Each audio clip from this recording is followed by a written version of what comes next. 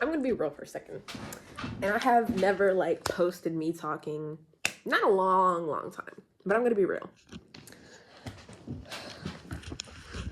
This world is tough. We all know this.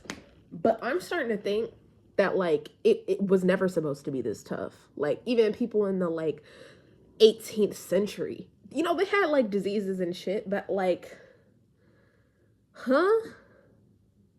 Like, what do you mean I can't go into the forest and build my own cottage and live off the land and not pay taxes? Like, what do you mean I have to like eat to work to live to work to like buy my life? Basically, you have to buy your life in this world. Like, if you're gonna live, you have to pay for it. Isn't that wild? That if you're going to survive in this world, you have to pay for your own life. You have to have a job. And boomers will tell you, well, yeah, that's what you're supposed to do. Blah, blah, blah. This generation doesn't want to work anymore. No, I don't fucking want to work. You want to know why? Because if I was like raised back when y'all were raised, I could work at the fucking gas station and pay for a family of four. Every fucking person that I know is talking about how they're applying to 100 fucking different jobs. I'm not lying. 100 or more jobs, and get rejected from almost, or not answers back from like almost every single job. It's that hard to find a fucking job, and the jobs don't even pay that well. Every single job wants you to have experience. But how are you supposed to have experience if you've never had a job? And what do you mean the difference between professional and unprofessional majors? Last time I checked, I thought going to college guaranteed you a job. Now it doesn't. Now you go to college and it's like, if you're lucky enough to get a job in your field, you might get a job. You might if you go to college. And that job might not even pay your fucking bills. When I was little, we survived off of SNAP benefits, okay? We had food stamps, okay? We went to the drives. Me and my mom would go to the church, like multiple churches in a day or a week, just so that we could get the free meals because we were that fucking broke. If we did not have SNAP benefits, we would not have fucking ate. And people want to sit here and think, well, you're not working hard enough. You just need to work your way up to the top. The idea that you can become a millionaire or a billionaire just like everybody else, what the fuck do you mean? Those are exceptions. They are not the rule. The rule is that all of us need to be poor so that those exceptions can sit there on their asses on TV and be praised for how lucky they are to thrive. And it's funny because I was thinking yesterday, I was thinking hard. I was, going through a little depression. I struggle with that. But I was thinking in my mind and I was telling myself, if you're gonna live in this world and you want to make it a lot easier for yourself, maybe it's not the best mindset to have, but it's a damn sure realistic one. You are never going to find somebody in this world that truly understands you. That is a myth. That is a lie. It's not real. And if it is real, it's fleeting at most. And that's not because I'm trying to be pessimistic. It's just a fact. You're going to have a friend that you think you're going to be friends with for fucking ever. And you're going to tell that person everything. You're going to tell them all your weaknesses, the things that you love, the things that hurt you. They're going to know everything about you. You are going to have a moment where you're like, wow, this person really gets me and I get them. And a person that is capable of loving you the most, of hearing you the most, of making you feel heard the most in your entire life are still the same people that are totally capable of putting you to the side and abandoning you and betraying you. They're very capable of that. It's not that all people that are capable of loving you are gonna betray you. It's just that people that are capable of loving you are also capable of betraying you. It is not a one size fits all situation. They live like together. Like it's that both of those things can coexist. Somebody can love you and treat you in the way that you want to be treated, understand you, say all the right things, know what makes you the happiest and what makes you the saddest. And they can still be capable of weaponizing that against you. That is just a straight up fact. And so everybody out here is in this world trying to look for somebody, that one person that's truly going to see them. And what you have to realize is that's not realistic. You have to see yourself. I know that sounds stupid. I have hated my entire life. People have always told me, you're never going to find true love unless you fully love yourself. You have to love yourself first. And I always thought that shit was stupid because I'm like, yeah, of course I love myself. Or, even when I didn't, I would just be like, yeah, I love myself, but self-love is not going to be enough to give you all the meaning and connection that you need in a lifetime. I can't love myself out of touch starvedness. I can't love myself out of a need for human connection. Humans are social creatures. We need human connection. You can't love yourself out of that need. But you also have to realize that human connection is not going to be the end all be all. That's why people say you have to love yourself first, because you have to love yourself enough that while you're getting the human connection that you actually need, you have to be able to hold yourself up straight when people betray you or leave you or hurt you, even when it's not intentional. Because a lot of people that hurt you are not intending to hurt you. They will do that shit. And because that's life, you are not going to be friends with every single friend that you meet. Friendships are friendships because they end. Human connection is fleeting. That is not pessimistic to say. Anything that is worth having in this life is something that is going to leave you eventually. The pet that you have, it's going to die before you do, or you're going to die before it does. We all die alone. It's not a terrible, sad, oh my God, life is so tragic fact. It's just a part of life. Death is a part of life. That's why I like working with dead things so much, because it's easy for me to, it's a neutral thing for me. Things that endings, beginnings, that's a neutral thing. You're gonna have a friend, or you might have a friend right now that you really like. You tell everything to your best friend. Say you're young, say you're under 20, or maybe you're mid 20s, early 20s. The friends that you are friends with right now are likely not going to be the friends that you have when in 2 years, 3 years, 4 years, or more, or less. Those friendships are going to end. And you might come, and they might end and then start up again way later.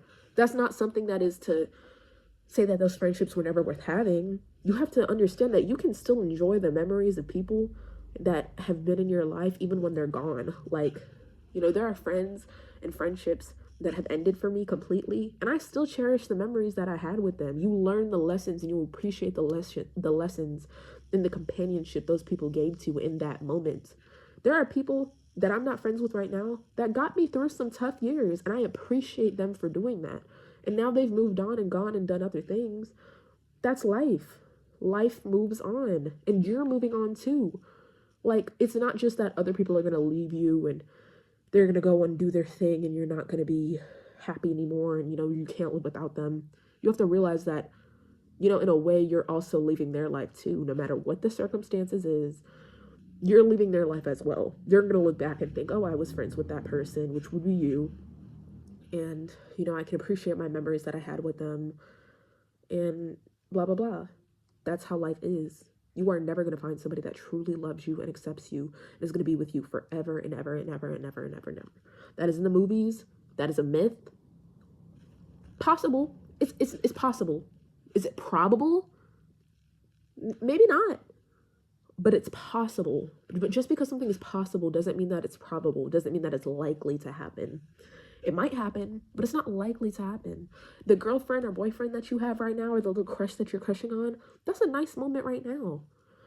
It's a fun thing to have right now. And it might be a fun thing to have in the next month or two. Is that something that you're going to hold on for your entire life? No, it's not. That's just how it is.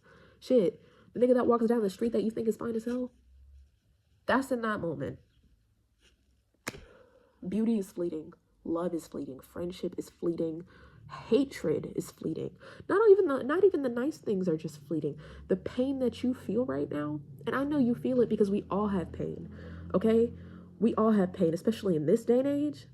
Shit, I wouldn't be surprised if everybody in this fucking world had a mental illness. Not to say that erases the reality of actual, there are levels of pain, but like, the pain that you feel right now is also temporary. That is also fleeting. It is moving. It is flowing. That's what life is.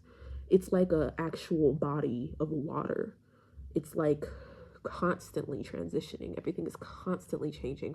Beginnings and endings constantly happen. That's why the moon goes from full to like completely gone. Like the new moon and the full moon is just a representation of the beginnings and the endings of life, of transitions. The pain that you feel right now is fleeting. Just like the happiness that you felt at one birthday party or another was so happy. You were so happy. And now maybe you don't feel that way anymore. It's fleeting. You have to realize that, like, the hope that you're going to find somebody that truly loves you and sees you forever, you're putting that idea on a pedestal because it sounds nice, because it's what we've all been told from childhood that we should search for, that we need to find our Prince Charming, that we need to find our princess, our Prince Charming, blah, blah, blah. We need to search for true love. I mean, it's so unrealistic to a point that many people in our society don't even acknowledge the reality of aro ace people because they can't fathom that somebody doesn't want a sexual relationship or doesn't need romantic relationships. They can't fathom it. And that's completely unrealistic. And that's because we put the idea of needing a partner or somebody to validate us on a pedestal so high that it causes ourselves pain. I have definitely caused myself enough pain wishing and praying that I had a boyfriend or girlfriend or a partner for long enough. I've never been in a relationship. Maybe that's why I'm a little pessimistic. But with all this time being by myself, it has made me realize that, you know, that idea that I need somebody to get me through life, the person that's getting you through life is you. You're the only person that's going to get yourself through life. There are maybe people that you're going to be friends with and people and support systems that you're going to have that are going to help push you through certain aspects of life or certain time periods or eras. But the only person that's fully going to take that walk with you the entire way is you. That's why you have to love yourself first, because you're the only person that's going to be on that walkway with you. That yellow brick road that is life, the only person that's walking that shit with you the entire way, that has you by the hand and is never going to leave you, is you. You're that one person. It's nobody else. Nobody else in life is never going to leave you. Nobody else in life is going to love you even when you're the most difficult person in the world. Nobody else in life is going to love you unconditionally. You have to do that for yourself. Not to say that human connection is not important, because I will say it is nearly impossible to do that yellow brick road without anybody at all, just by yourself. That is also a paradox. That is a duality of life. You can't do that yellow brick road alone. You can do it by yourself, but that's how a lot of people end up killing themselves or hurting themselves or going into terrible coping mechanisms. You will find people that come into your life during certain eras. That first best friend that you had when you were little, that one teacher that believed in you, that one friend that got you through second grade, maybe a parent, maybe a sibling. And there are going to be people that pull you down on that yellow brick road too and try to get you on a different path too. That one person that abused you, that one person that hurt you, that bully that you had, that people on the internet that say bigoted, racist shit. There are people that are going to try to stray you from that path, and that's why you have to ground yourself. You have to be your own trunk. It's like a tree. You have to be the trunk. Everybody else is a branch, a leaf, a stem, and that's great because that's what makes trees beautiful. But you have to be what grounds you, no matter what shit goes on in life. When you get to a point where you're thinking, I need somebody to walk, I need to have a boyfriend. I need to have a girlfriend. I can't do this alone. I can't do anything. You need to realize that is a dangerous way of thinking. And if you're at that point, maybe you are at a point where you feel like you can't do that alone because you've been alone for a long time. Maybe you've been too alone. Maybe you do need somebody. But you have to be that pillar for yourself. Why? Because there's going to be a point where that somebody that you've been waiting for is going to come into your life. And there's going to be a point where they leave your life. And you have to prepare yourself for when they leave. That's what loving yourself means. It means preparing yourself for when somebody leaves you. It means preparing yourself for the beginnings and the endings and transitions of life. When you are walking that yellow brick road, when you're doing life, when you're going to wherever you go, you need to be prepared. You need to prepare yourself and hold yourself up high enough. Maybe not perfectly, maybe not nobody's perfect. Shit, that shit's gonna hurt too. But I'm not saying that's going to be painless. Loving yourself does not mean not feeling pain or not acknowledging that hurt that other people cause you. It means taking one step at a time, moving forward past the idea of something. There are so many people that will be betrayed by an ex or a friend, and they won't be able to let that go for years. They won't be able to let somebody go for years. And that's when, we get into the conversation of like karmics or soul ties that can't be broken. Let's be real. You have to love yourself enough to not let a memory or what you had with somebody stifle you from the real possibility of finding love again or life again. You have to love yourself past the hurt that somebody caused you so that you can let life give you more blessings. If you're holding on to the pain of what has happened to you in life, you won't be able to grab the new blessings coming into your life. That's what loving yourself means. It means